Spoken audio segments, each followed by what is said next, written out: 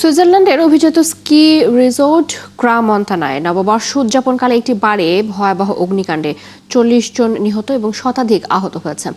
আহতদের বেশিরভাগের অবস্থায় গুরুতর বলে জানিয়েছে কর্তৃপক্ষ। অগ্নিকাণ্ডের পর দগ্ধ রোগীদের চিকিৎসায় দ্রুত ব্যবস্থা নেওয়া হয়েছে। ঘটনার পর এলাকাটি পুরোপুরি সিলগালা করে ক্রান্স-মন্টানার উপর নো ফ্লাই জোন জারি করা হয়েছে। সৃষ্টি ঘটকের রিপোর্ট। স্থানীয় সময় বৃহস্পতিবার ভোররাতের দিকে দক্ষিণ পশ্চিম সুইজারল্যান্ডের ক্রা-মন্তানা রিসোর্টের একটি বারে ভয়াবহ আগুন লাগে। লে কনস্টেলেশন নামের ওই বারটিতে অগ্নিকাণ্ডকে শুরুতে বিস্ফোরণ বলে ধারণা করা হলেও পরে কর্তৃপক্ষ জানায় এটি কোনো হামলা নয়, বরং দুর্ঘটনা। তবে আগুন লাগার সঠিক কারণ এখনো স্পষ্ট নয়। ঘটনাস্থলে উপস্থিত দুইজন গণমাধ্যমকে জানিয়েছেন, বারের নিচতলার অংশে কাঠের ছাদের খুব কাছে আগুনের সূত্রপাত হয়। তাদের ভাষায় খুব দ্রুত আগুন ছাদ জুড়ে ছড়িয়ে পড়ে। আতঙ্কের মধ্যে তারা একটি সরু সিঁড়ি বেয়ে উপরে উঠে বেরিয়ে যেতে সক্ষম হন। কিছুক্ষণের মধ্যেই আগুন উপরের তলাতেও পৌঁছে যায়। ঘটনার ভয়াবহতা বর্ণনা করেছেন প্রত্যক্ষদর্শীরা। দমকল বাহিনী ঘটনার পরপরই চলে আসে। বহু মানুষ আহতদের উদ্ধারে সহায়তার জন্য এগিয়ে এসেছিল, কিন্তু স্বাভাবিকভাবেই তারা সাধারণ মানুষজনকে সেখান থেকে সরিয়ে দেয়। আমার ধারণা, বাইরে তীব্র শীত বলে ভেতরের তাপমাত্রা বাড়িয়ে দেয়া হয়েছিল, আর বাইরে ভেতরে তাপমাত্রার অনেক পার্থক্য থাকার কারণে এই দুর্ঘটনা ঘটেছে।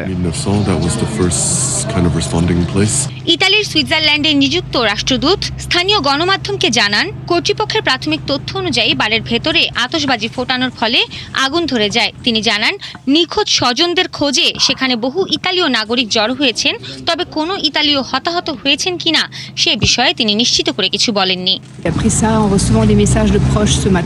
সকাল থেকে আত্মীয় স্বজন মেসেজ দিয়ে জানতে চাচ্ছে আমরা ঠিক আছি কিনা, তাতে এ খবর জানতে পেরেছি।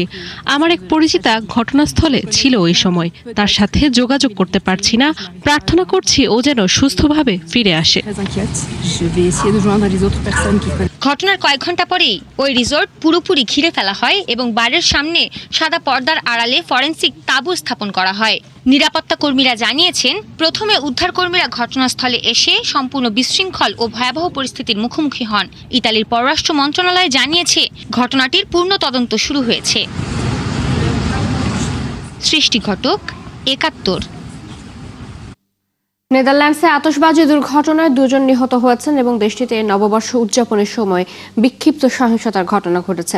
একটি পৃথক ঘটনায় আমস্টারডামের কেন্দ্রস্থলে একটি ঐতিহাসিক গির্জা পুড়ে গেছে। আমস্টারডাম পুলিশ এবং দমকল বিভাগ জানিয়েছে যে তারা ঘটনার তদন্ত করছে, তবে গির্জায় আগুন লাগার কারণ এখনো জানা যায়নি।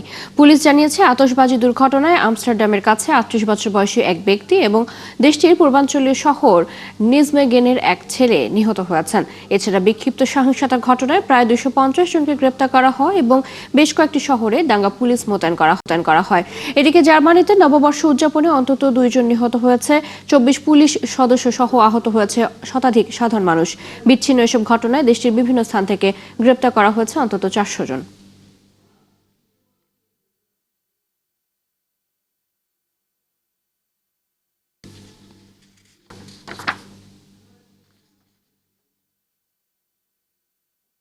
নিউ ইয়র্ক সিটির ইতিহাসে শুরু হলো এক নতুন অধ্যায়।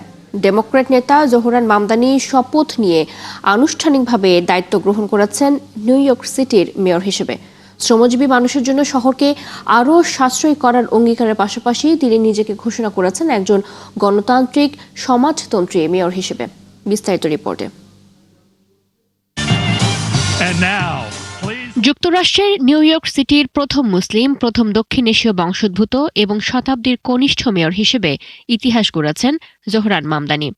ঐতিহাসিক অভিষেক অনুষ্ঠানে অংশ নিয়েছেন প্রায় ৫০,০০০ মানুষ। পুরো অনুষ্ঠান ঘিরেছিল জমকালো আয়োজন। লোয়ার ম্যানহাটনের সিটি হলের সামনে বছরের প্রথম দিন উন্মুক্ত প্রাঙ্গণে এই আয়োজন করা হয়। সেখানে ৩৪ বছর বয়সী স্বঘোষিত এই ডেমোক্রেটিক সোশ্যালিস্টকে শপথ পাঠ করান ভারমন্টের স্বতন্ত্র সিনেটর বার্নি স্যান্ডার্স। পবিত্র কোরআন ছুঁয়ে শপথ নেন মামদানি।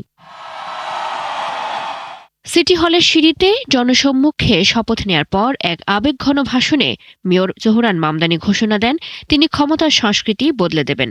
ধনকুবের বা কর্পোরেট স্বার্থ নয়, তার সরকারের জবাবদিহি থাকবে সাধারণ নিউ ইয়র্কবাসীর কাছে।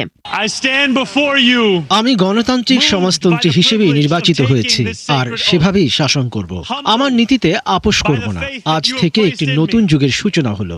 এই পবিত্র শপথ গ্রহণের সুযোগ পেয়ে আমি গভীরভাবে আপ্লুত। আপনারা যে আস্থা আমার উপর রেখেছেন তাতে আমি বিনম্র। অভিষেক অনুষ্ঠানে উপস্থিত ছিলেন ডেমোক্রেটিক পার্টির প্রভাবশালী বামপন্থী নেতারা। এ সময় মামদানির সমর্থনে সিটি হল প্লাজায় জড়ো হন হাজারো সমর্থক। এটা আমাদের জন্য আশার মুহূর্ত।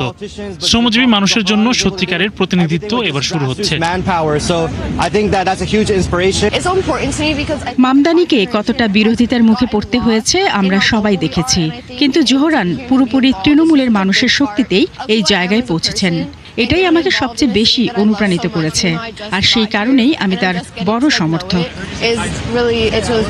এর আগে নতুন বছরে প্রথম প্রহরে মামদানি ব্যক্তিগতভাবে শপথ নেন ঐতিহাসিক সিটি হল সাব স্টেশনে। জোহরান কোয়ামে মামদানি। জ্যোতি সরোয়ার, ৭১।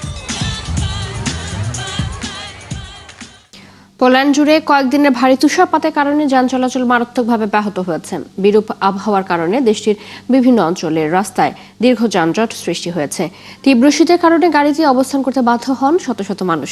বুধবার রাতে রাজধানী ওয়ার্স এবং বাল্টিক বন্দরনগরী গদান্স্কের মধ্যবর্তী একটি মোটরওয়েতে প্রায় ২০ কিলোমিটার দীর্ঘ যানজট সৃষ্টি হয়। রাতভর তুষারপাতের কারণে তীব্র ঠান্ডায় ভোর পর্যন্ত নিজ নিজ গাড়িতে অবস্থান করতে বাধ্য হন দেশটির বহু নাগরিক। তীব্র শীতকালীন আবহাওয়া পুরো পোল্যান্ডে প্রভাব ফেলেছে। বিশেষ করে উত্তরাঞ্চলের এলাকাতে পরিস্থিতি এখনো সংকটজনক। ভারী তুষারপাতের কারণে সেখানে একাধিক সড়ক বন্ধ হয়ে গেছে এবং প্রায় ২,০০০ মানুষ বিদ্যুৎ বিচ্ছিন্ন অবস্থায় রয়েছে। এছাড়া দেশের পশ্চিম ও পূর্বাঞ্চলের জন্য ভারী তুষারপাতের ৩য় স্তরের সতর্কতা জারি করা হয়েছে। গাম্বিয়ার উপকূলে অভিবাসন প্রত্যাশীদের একটি নৌকা ডুবে অন্তত ৭ জন নিহত হয়েছে। এই ঘটনায় আরও বহু মানুষ নিখোঁজ রয়েছে বলে আশঙ্কা করা হচ্ছে। গাম্বিয়া প্রতিরক্ষা মন্ত্রণালয়ের এক বিবৃতিতে জানানো হয়, বৃহস্পতিবার মধ্যরাতের দিকে দেশটির নর্থ ব্যাংক অঞ্চলের একটি গ্রামের কাছে ২০০ অভিবাসী সহ নৌকাটি উল্টে যায়। দুর্ঘটনার পর জরুরি সংকেত পাওয়ার সাথে সাথে গাম্বিয়ান নৌবাহিনী উদ্ধার অভিযান শুরু করে। পরে অন্তত ৯৬ জনকে জীবিত উদ্ধার সহ ৭টি মরদেহ উদ্ধার করা হয়। তবে এই ঘটনায় বহু মানুষ নিখোঁজ রয়েছে বলে ধারণা করছে স্থানীয় কর্তৃপক্ষ। ইউরোপীয় ইউনিয়নের তথ্য মতে পশ্চিম আফ্রিকা থেকে নৌপথে স্পেনের ক্যানারি দ্বীপপুঞ্জে পৌঁছাতে ইচ্ছুক অভিবাসী ও আশ্রয়প্রার্থীদের জন্য গাম্বিয়া একটি গুরুত্বপূর্ণ যাত্রাবিন্দুতে পরিণত হয়েছে। আর এই যাত্রাপথে প্রায় এ ধরনের দুর্ঘটনা ঘটছে বলেও জানায় সংস্থাটি।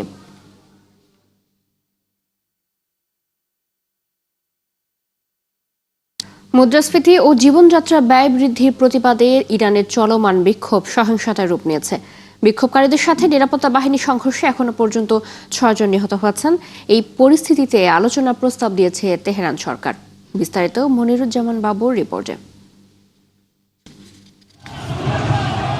পশ্চিমা নিষেধাজ্ঞায় কোণঠাসা হয়ে থাকা ইরানে চরম অর্থনৈতিক সংকট ও দ্রব্যমূল্যের ঊর্ধ্বগতির প্রতিবাদে চলমান বিক্ষোভ সহিংসতায় রূপ নিয়েছে। আধা সরকারি সংবাদ সংস্থা ফার্স নিউজ জানিয়েছে, লোরেস্তান প্রদেশের একটি পুলিশ সদর দপ্তরে হামলার সময় অন্তত ৩ বিক্ষোভকারী নিহত এবং ১৭ জন আহত হয়েছেন।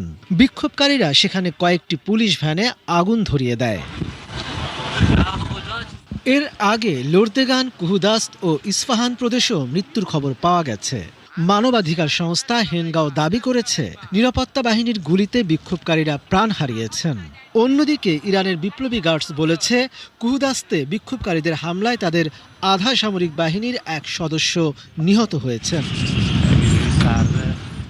গত রবিবার তেহরানের খোলা বাজারে মার্কিন ডলারের বিপরীতে ইরানের রিয়ালের মান রেকর্ড সর্বনিম্ন স্তরে পৌঁছায়। এরপরই বিক্ষোভ ও ধর্মঘট শুরু করেন নাগরিকরা। তেহরান সরকারের মুখপাত্র ফাতেমে মুহাজেরানি বলেছেন, সরকার ব্যবসায়ী ও বিভিন্ন ইউনিয়নের প্রতিনিধিদের সঙ্গে সরাসরি সংলাপে বসতে রাজি। সরকারের কাজ হলো মানুষের কথা শোনা এবং সমাজে বিদ্যমান সমস্যাগুলো সমাধানের জন্য একটি যৌথ বোঝাপড়ায় পৌঁছাতে সহায়তা করা। সরকার শান্তিপূর্ণ সমাবেশের অধিকার স্বীকার করে। দীর্ঘদিনের পশ্চিমা নিষেধাজ্ঞায় জর্জরিত ইরানের অর্থনীতি গত সেপ্টেম্বরের শেষ দিক থেকে আরও চাপে পড়েছে। তখন জাতিসংঘ দেশটির পারমাণবিক কর্মসূচির সঙ্গে সংশ্লিষ্টভাবে 10 বছর আগে প্রত্যাহার করা আন্তর্জাতিক নিষেধাজ্ঞা পুনর্বহাল করে। মনিরুজ্জামান বাবু, ৭১। তীব্র খরা পরবর্তী ভারী বৃষ্টি এবং তুষারপাতের কারণে আফগানিস্তানের বিভিন্ন অঞ্চলে আকস্মিক বন্যা দেখা দিয়েছে। এসব দুর্যোগে অন্তত 17 জন নিহত এবং 11 জন আহত হয়েছেন বলে জানিয়েছে সংশ্লিষ্ট কর্তৃপক্ষ। স্থানীয় কর্তৃপক্ষ জানিয়েছে হেরাত প্রদেশের কাবকান জেলার একটি বাড়ির ছাদ ধসে পড়ে একই পরিবারে 5 জন সদস্য নিহত হন। নিহতদের মধ্যে 2 জন শিশু ছিল বলে জানিয়েছে হেরাত গভর্নরের মুখপাত্র। আফগানিস্তান জাতীয় দুর্যোগ ব্যবস্থাপনা কর্তৃপক্ষ জানিয়েছে গত সোমবার থেকে শুরু হওয়া বন্যায় মধ্য, উত্তর, দক্ষিণ ও পশ্চিমাঞ্চলে স্বাভাবিক জীবনযাত্রা ব্যাহত হয়েছে। বন্যায় অবকাঠামোর ব্যাপক ক্ষতি হয়েছে, বহু গবাদি পশু মারা গেছে এবং প্রায় 1800 পরিবার ক্ষতিগ্রস্ত হয়েছে। জরুরি সহায়তা প্রয়োজন রয়েছে এমন প্রায় 1,80,00,000 মানুষকে সাহায্য করতে জাতিসংঘ এর অংশীদাররা $1.7 বিলিয়ন তহবিল আহ্বান করেছে। যুক্তরাষ্ট্রের চাপে পড়ে অবশেষে ফিলিস্তিনের অবরুদ্ধ গাজা উপত্যকা ও মিশর সীমান্তবর্তী রাফা সীমান্ত ক্রসিং খুলে দিতে যাচ্ছে ইসরায়েল। ইসরায়েলি সংবাদ মাধ্যমগুলো জানিয়েছে প্রধানমন্ত্রী বেনিয়ামিন নেতানিয়াহু আগামী সপ্তাহে যুক্তরাষ্ট্র থেকে ফিরবেন। এরপর ক্রসিংটি খুলে দেওয়া হবে। সংবাদ মাধ্যম কান 11 জানায় মার্কিন প্রেসিডেন্ট ডোনাল্ড ট্রাম্প নেতানিয়াহুকে এই ব্যাপারে চাপ দিয়েছেন। যুক্তরাষ্ট্রের চাপে পড়ে রাফা ক্রসিং খোলার সিদ্ধান্ত নিয়েছে ইসরায়েল। গাজাবাসীর জন্য বহির্বিশ্বে যাওয়ার জন্য রাফা ক্রসিং একমাত্র পথ। এই ক্রসিং দিয়ে গাজার মানুষ প্রথমে মিশরে যান, এরপর অন্য কোনো দেশে যেতে পারেন। 2024 সালের মে মাসে ইসরায়েলি সেনারা রাফা ক্রসিং এর গাজা প্রান্ত দখল করে ফেলে।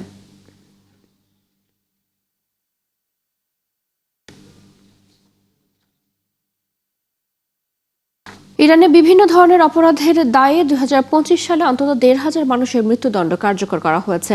এর মধ্য দিয়ে দেশটিতে গত 35 বছরের মধ্যে এক বছরে সর্বোচ্চ সংখ্যক মানুষের মৃত্যুদণ্ড কার্যকরের রেকর্ড হয়েছে। বৃহস্পতিবার নরওয়ে ভিত্তিক মানবাধিকার সংগঠন ইরান হিউম্যান রাইটস IHR বলেছে গত বছর ইরানে অন্তত 1,500 জনের মৃত্যুদণ্ড কার্যকর করা হয়েছে। সংগঠনটির পরিচালক মাহমুদ আমিরি মুগাদ্দাম বলেন গত 35 বছরের এই রেকর্ড নজিরবিহীন। তিনি বলেন ইরানের 2022 সালের সেপ্টেম্বর থেকে মৃত্যুদণ্ড কার্যকরের সংখ্যা হঠাৎ বেড়েছে। IHR এর এই পরিচালক বলছেন ইরানে 2022 সালে 5 শতাধিক মানুষের মৃত্যুদণ্ড কার্যকর করা হয়েছিল। 2023 সালে তা 800 ছাড়িয়ে যায়। 2024 সালে এই সংখ্যা 975 জন ছিল, আর গত বছর তার রেকর্ড 1,500 জনে পৌঁছেছে। আসন্ন সংসদ নির্বাচনকে ঘিরে কাতার প্রবাসীরাও বেশ উৎসুক। ভোটের জন্য সেখানে নেওয়া হচ্ছে সব রকমের প্রস্তুতি। প্রবাসীরা পাচ্ছেন ভোটার আইডি। দেশের ভবিষ্যৎ নির্ধারণে ভোট দেওয়ার সুযোগ পেয়ে তাই বেশ খুশি তারা। গোলাম মাওলা হাজারীর তথ্য ছবিতে শারমিন স্বপ্নার প্রতিবেদন। হাজার মাইল দূরে থাকলেও বাংলাদেশ কাতার প্রবাসীদের হৃদয়ের খুব কাছেই। আর তাই নির্বাচনকে ঘিরে প্রবাসীদের মাঝেও ফিরে এসেছে আশা আর প্রত্যাশা। ভোট শুধু একটি কাগজ নয়, ভোট মানে দায়িত্ব, বিশ্বাস আর দেশের প্রতি ভালোবাসা। আর প্রথমবার দেশের ভবিষ্যৎ নির্ধারণে ভোট দেওয়ার সুযোগ পেয়ে খুশি প্রবাসীরা। ভালো লাগলো, এটা ফার্স্ট আমি প্রবাসী মাটি থেকে ফার্স্ট ভোট দিলাম, ভোটের নিবন্ধন করলাম। এই প্রথম ভোট দেব বিদেশ থেকে, আলহামদুলিল্লাহ শুকরিয়া, ভোটার হতে পেরে খুবই ভালো লাগে। ভবিষ্যৎ সরকারের কাছে প্রবাসীদের একটাই চাওয়া, সম্মান, অধিকার আর দেশের প্রতি দায়বদ্ধতা। শারমিন স্বপ্না, ৭১। এবং এই ছিল আজকের আয়োজনে। বিশ্বের আরো নতুন কিছু খবর এবং বিশ্লেষণ নিয়ে আগামীকাল সকাল 9:30 আবারও হাজির হবে বিশ্বযোগ। চোখ রাখুন ৭১ ফেসবুক পেজে, সাবস্ক্রাইব করুন ৭১ ইউটিউব চ্যানেল, ৭১ সাথে থাকুন।